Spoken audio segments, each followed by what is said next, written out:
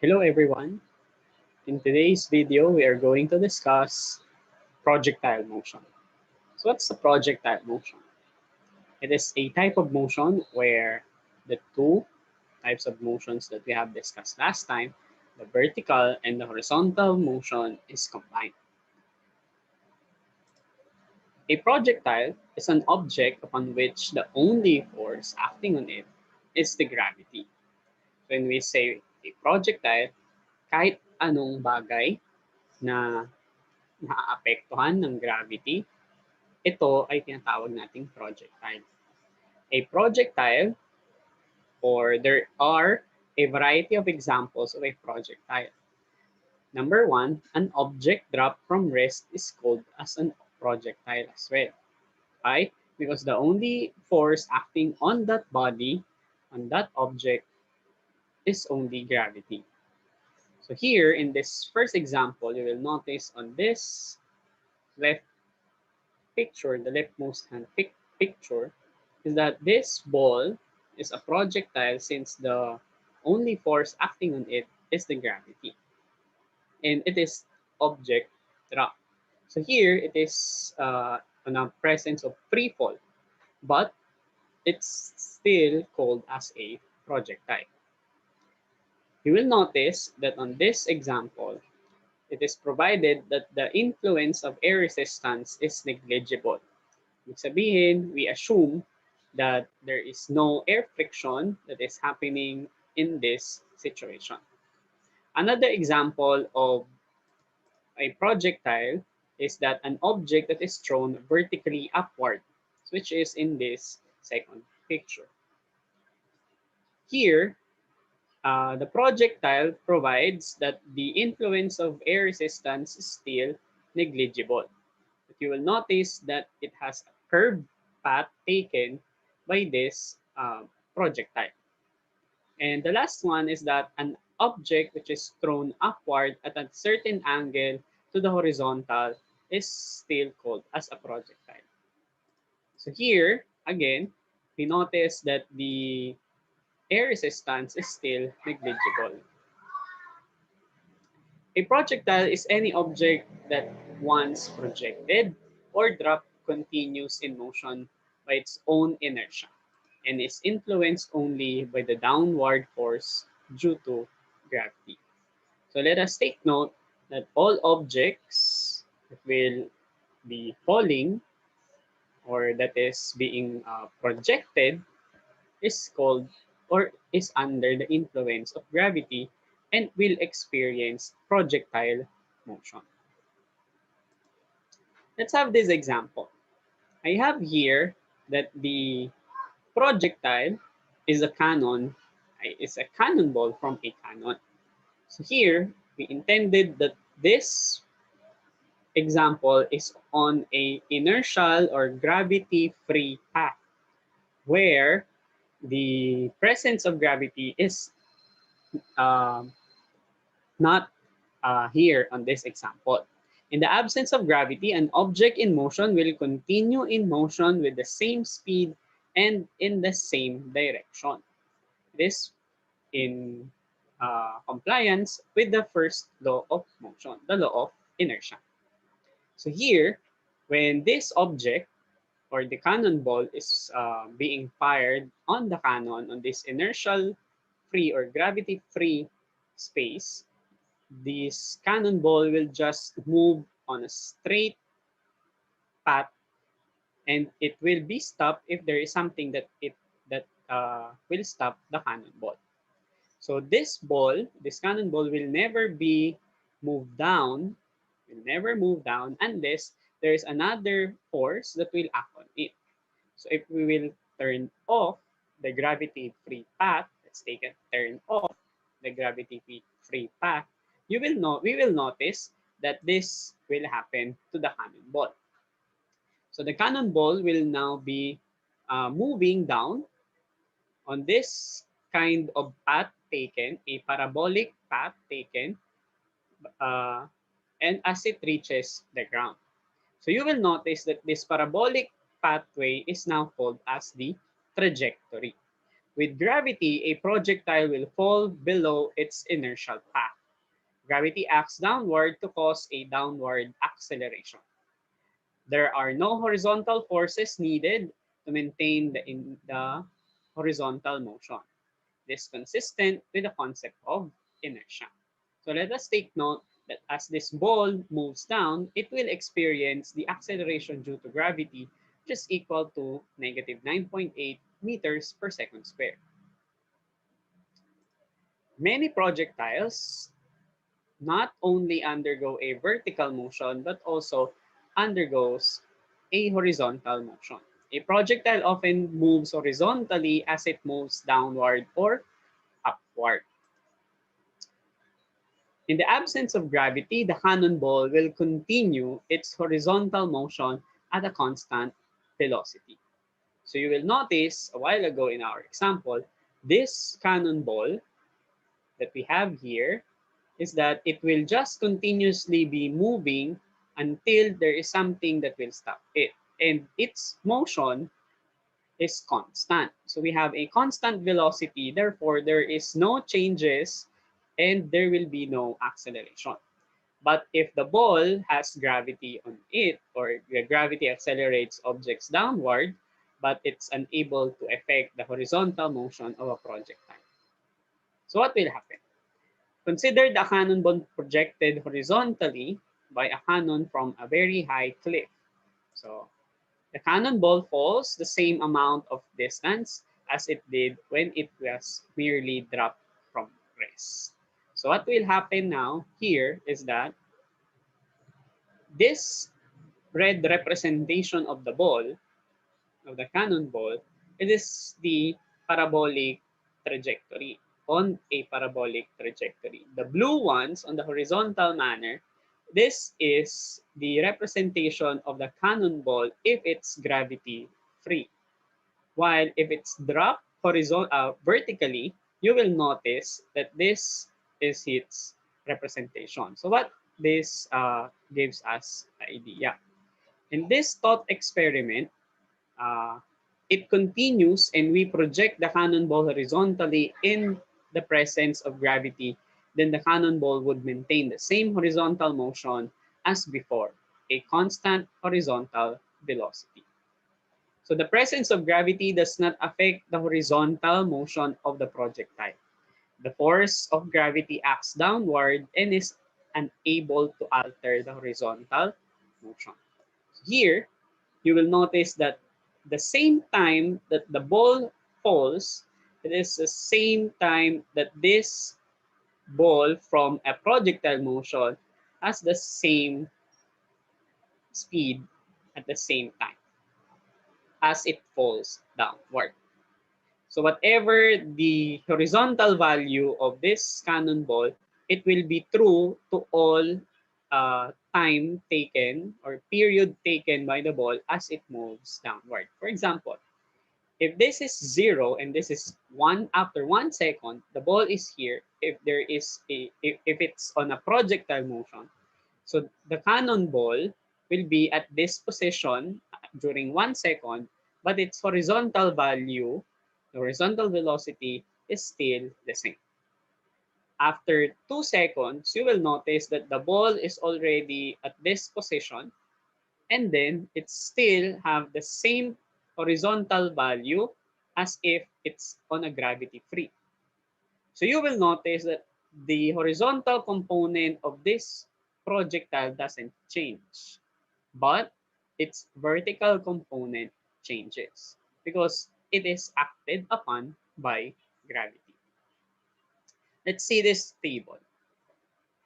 We have here these three quantities: the force, acceleration, and the velocity. These quantities may be present or not in a projectile. So let's focus on the horizontal and vertical motion.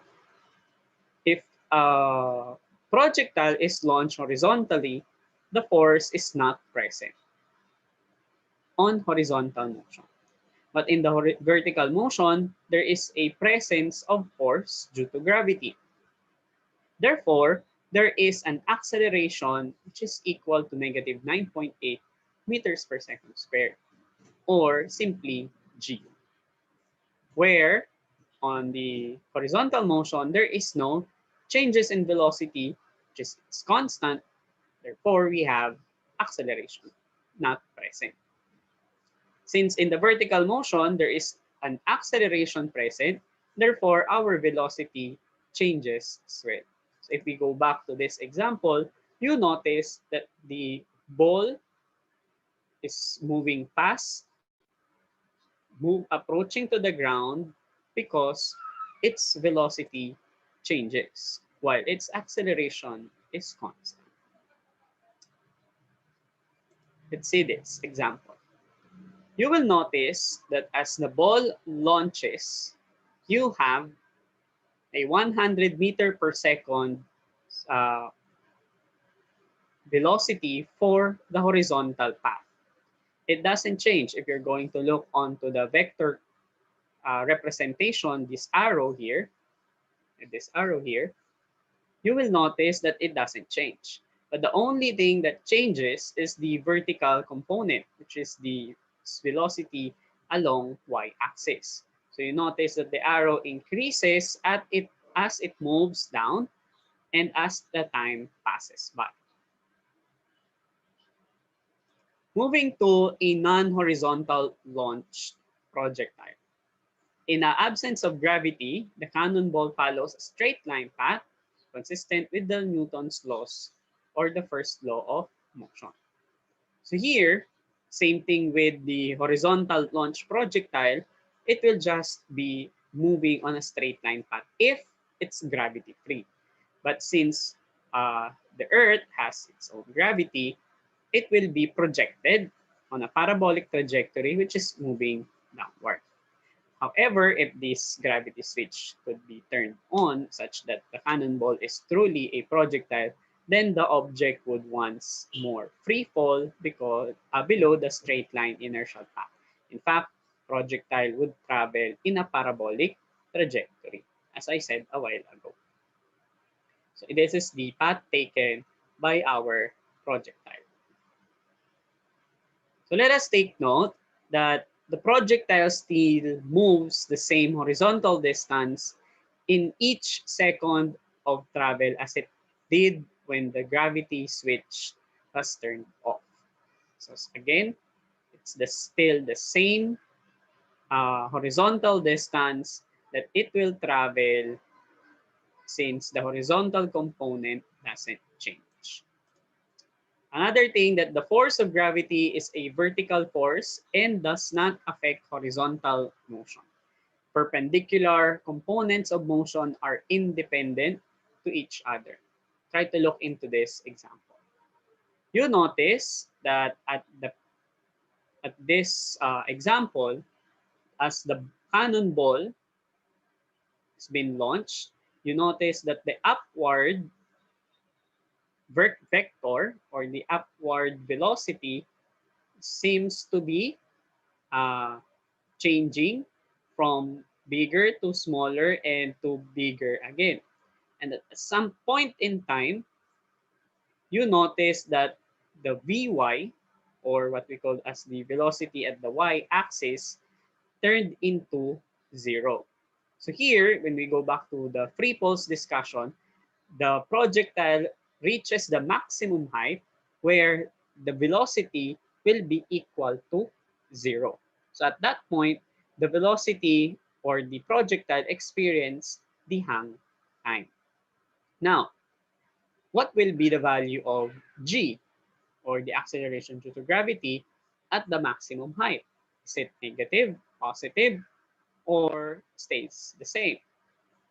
So it's still negative or stays the same. It's the same value of negative 9.8 meters per second squared. It doesn't mean that the value of the velocity changes to 0. The acceleration is also 0. Let's take note that the acceleration's definition is the changes in the velocity of a certain object. Okay?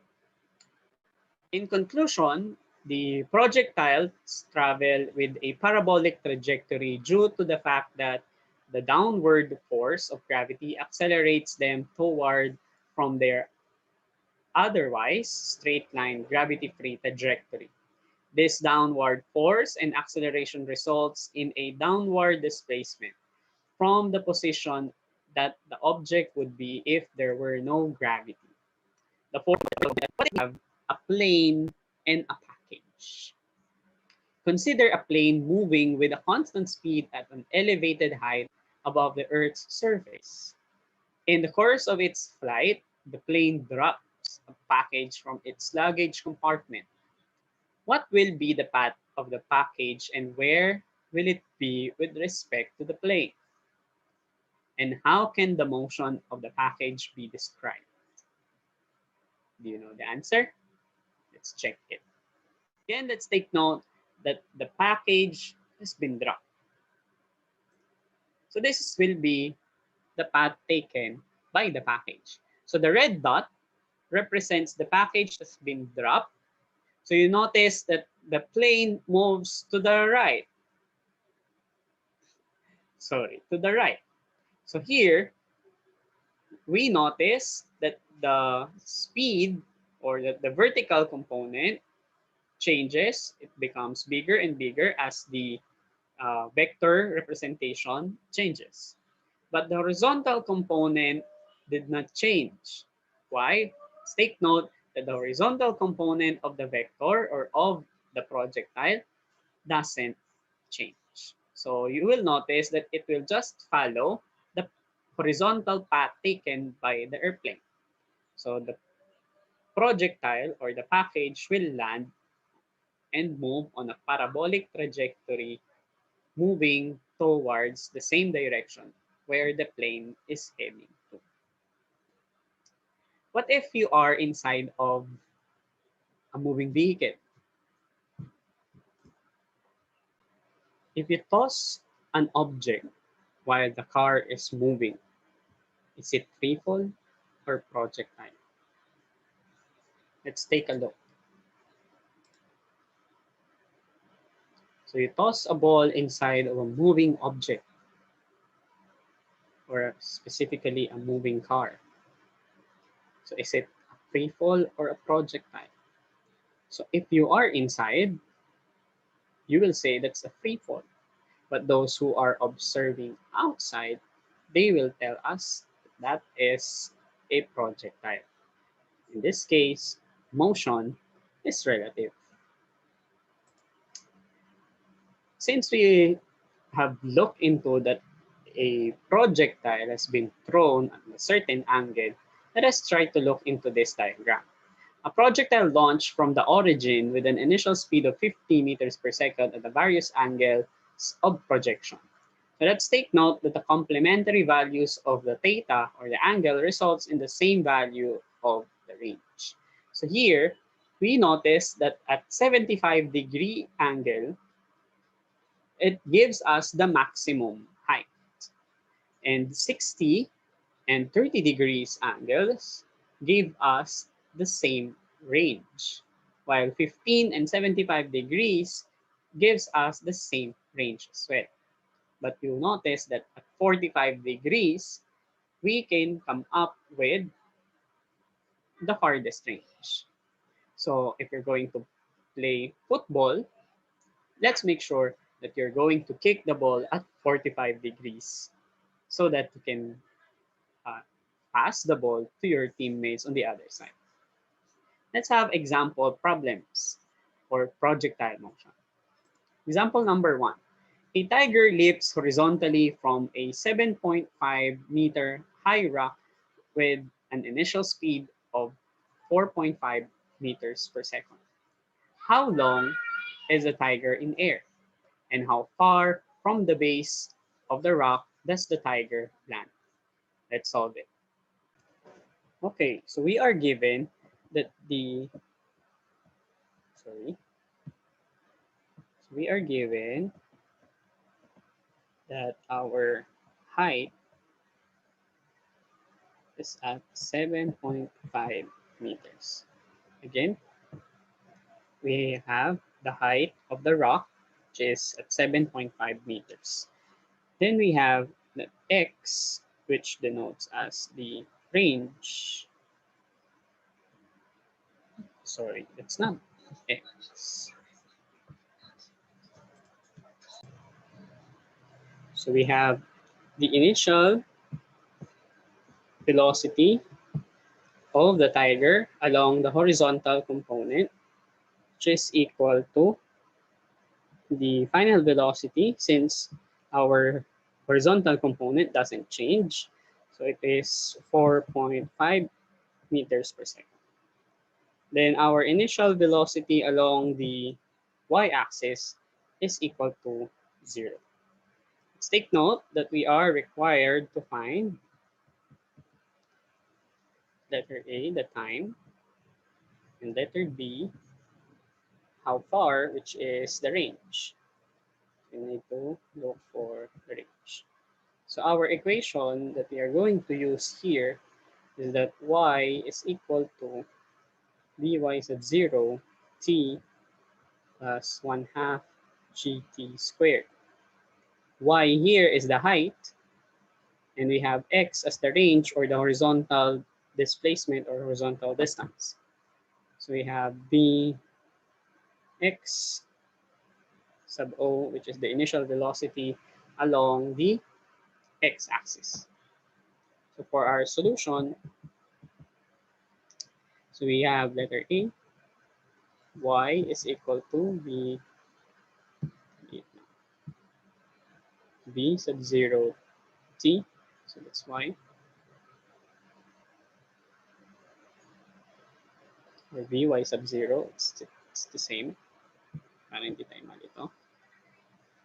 So that's vy sub 0 t plus 1/2 gt squared.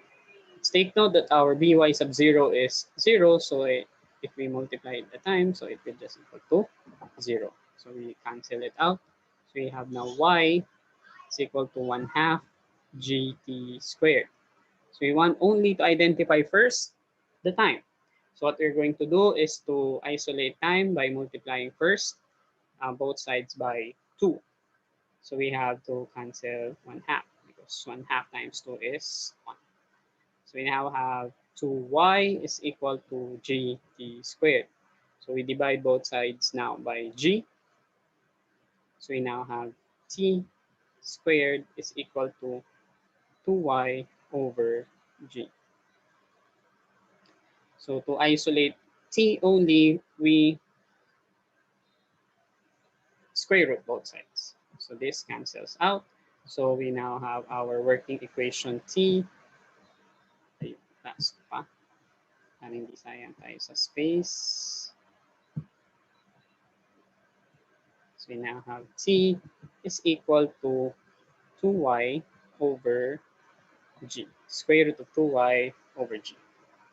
So from here, we now have t is equal to the square root of 2 times negative 7.5 meter. Let's take note that it should be negative 7.5 because the tiger's motion is moving down. So therefore, this displacement here should be negative. So divide by negative 9.8 meters per second squared. So we now have t is equal to 1.24 seconds. So this is now the time. So that's our answer for letter A. So for letter B, we are going to use, so sir, saan po galing yung equation na x is equal to v sub x sub 0 times t? So it came from vx sub 0 is equal to x, which is on the horizontal, divided by the t. So here, x is equal to vx sub 0 times the time. So we now have x is equal to our initial velocity, which is 4.5 meters per second, times 1.24 seconds. So our range displacement along the x-axis is now equal to 5.58 meters. So that's our answer for number 1. there you have it. That's our example number 1. So let's move on to our example number 2. A diver running 1.6 meter per second dives out horizontally from the edge of a vertical cliff and reaches the water below 3.0 seconds later. How high was the cliff and how far from the base did the diver hit the water? Let's answer. So here we have a similar situation, but we have a diver and we want to identify now what will be the height or how high was the cliff. So we're going to look into what will be the vertical component of the uh, distance and how far did the diver went when he dives. So we are given in this example that the initial velocity along the x-axis is 1.6 or along the horizontal is 1.6 meters per second. And still, we don't have an initial velocity for the vertical component. And we have a time equal to 3 seconds. We are required to find the y, the y and the x. Again, the y is our height and the x is our range. So here, uh, let's take note of this diagram. We have here the cliff and we have here the water. So we want to identify what will be this. So this is your y. And we want to identify this as your x. So we have here your diver.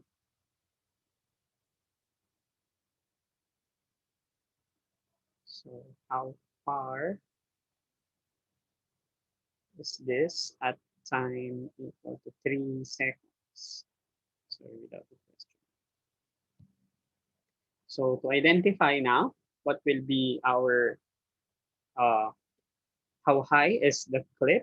So we have still the same equation, y is equal to v sub 0 t plus 1/2 gt squared. Since vy sub 0 is 0, we zero it out. We have now y is equal to 1/2. Our g is 9.8 meters per second squared, and the time is at 3 squared. Let's take note that we are not using the negative sign for the uh, so we will use it, sorry. So here, so we have now to multiply it. So our y, so our height is equal to 1/2 times negative 88.2 meters, because the seconds here will cancel out. So we now have y is equal to negative 44.1 meters. This is the displacement. This gives us because of the negative sign. So the diver is moving downwards. So we want to identify only the height of our cliff from the bottom. So y is equal to 44.1 meters. So that's the distance without the negative sign. So how far did the diver went to hit the water? So we have x is equal to v sub 0, vx sub 0 times the time. We have x is equal to 1.6 meters per second times 3 seconds. So we have x is equal to 4.8 meters. So this is the range. So that's our example number. So that's our example number 2. Let's move on to our example number 3. Here, We have a plane drops a package of supplies to a party of explorers as shown in the figure. If the plane is traveling horizontally at 40 meters per second and is 100 meters above the ground, where does the package strike and the ground relative to the point at which this release? So here, we want to identify the time taken first before we identify where the package will be dropped. Okay? So let's check. So here we have a given of Vy sub 0, which is again equal to 0, Vx sub 0 is equal to 40 meters per second. And then our displacement is 100 meters. We are required to find the x, or the where it will land, so the range. So our equation that we are going to use is x is equal to Vx of 0 times the time. So since we don't have a given using so we have so before we end our presentation, let's recall our discussion for this day, for this episode. So we have a projectile is any object upon which the only force that acts on it is gravity. And we have that trajectory is the path taken by a projectile. And then we have projectiles travel with a parabolic trajectory due to the influence of gravity. Let's take note that there are no horizontal forces acting upon projectiles and thus no horizontal acceleration. The horizontal velocity of a projectile is always constant and never changes its value. And there is a vertical acceleration caused by gravity, which is equal to 9.8 meters per second squared downward. Thank you very much for watching and listening. Hope to see you again. This is your teacher, Mr. Nico Lopez, saying the projectile motion is always there. Look for every examples around you. Bye.